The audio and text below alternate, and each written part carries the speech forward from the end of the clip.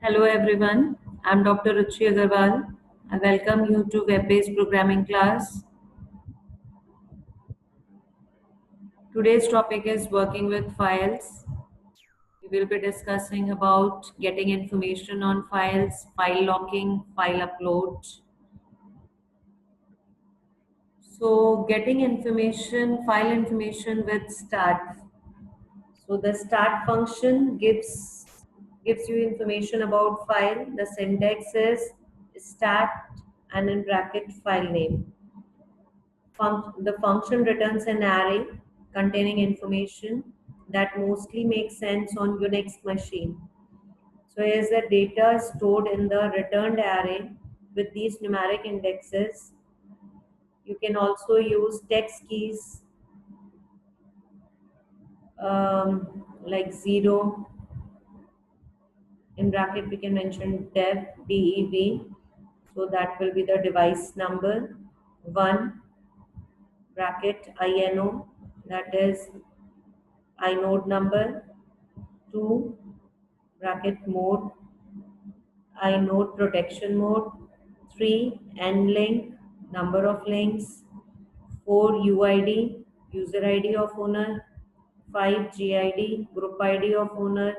6 RDIV, device type if inode device.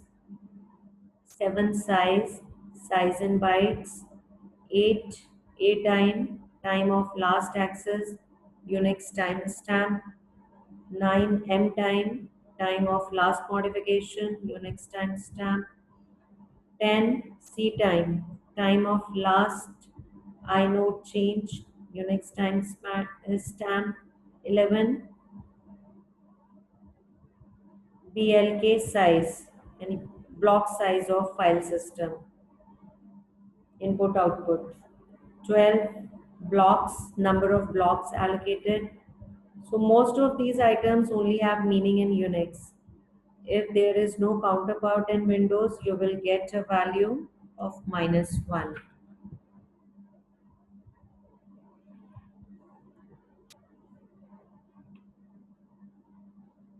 Now coming to file locking. Key problem with file system operations is the situation you are in if two scripts attempt to write to a file at the same time. Fopen function, when called on a file, does not stop that same file from being opened by another script. In multi-user environments such as web server, multiple users may be accessing your scripts at the same time, which means multiple copies of the same script can operate at the same time. If your script accesses files, there may be a conflict as two scripts or two copies of the same script tries to write to the same file at the same time. So to fix this problem, the file locking function flock is used. Syntax is flock in bracket handle comma operation, and it's an optional thing. Would block. So handle is the handle of the file you want to lock, and the operation is any of these like lock underscore sh, lock underscore ex, lock underscore un. So to acquire the shared lock reader, we set the operation to lock underscore sh. To acquire an exclusive lock writer, we set the operation to lock underscore ex. To release a lock, shared or exclusive, set the operation to lock underscore un. An optional third argument is set to true if the lock would block. This function returns true if it is got a lock, otherwise false. So you can lock a file in an advisory way. All your file accessing code must see if it can get a lock on a file before accessing that file. If your code cannot get a lock on file, some other code is using the file and your present code, you you should wait. Locks are advisory except under Windows where they are mandatory, which means that other code can work with log files and possibly mess, mess up things. So you must be sure to try to get a log before writing to a file. And when you are done, unlock the file, giving other code access to it. Flock function normally blocks until a lock can be secured.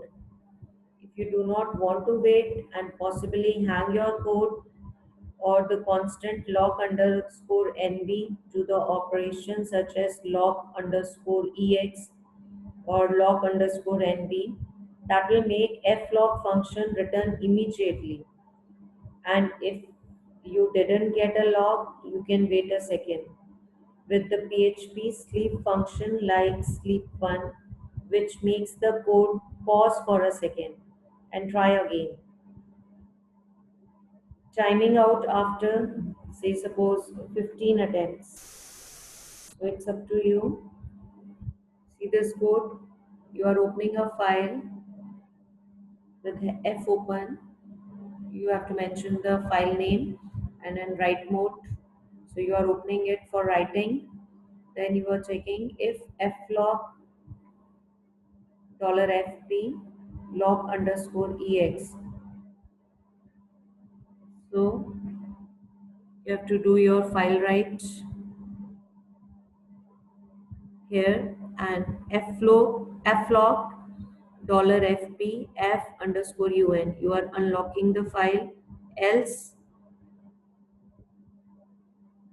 you return false, no lock, obtained print could not lock the file name. So we can use flock.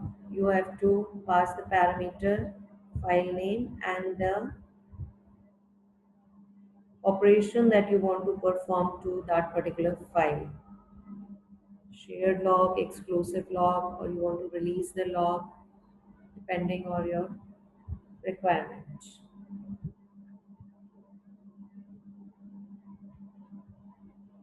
Now coming to file upload.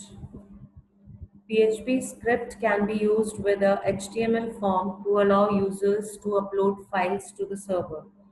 Initially, files are uploaded into a temporary directory and then relocated to a target destination by a PHP script. So, uploading files to a web server,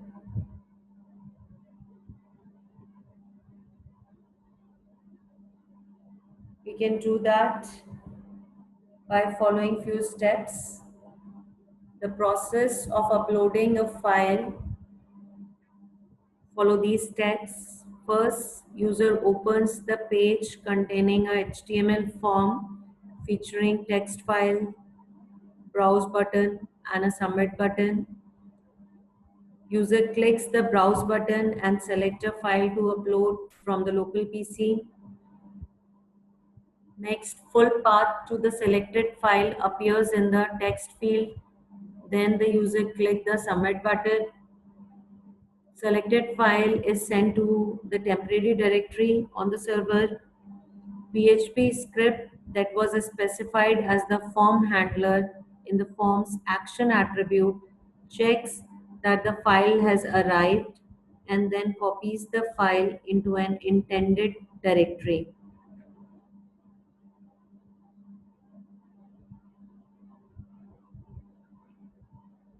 And then the PHP script will upload the file. Thank you. Have a nice day.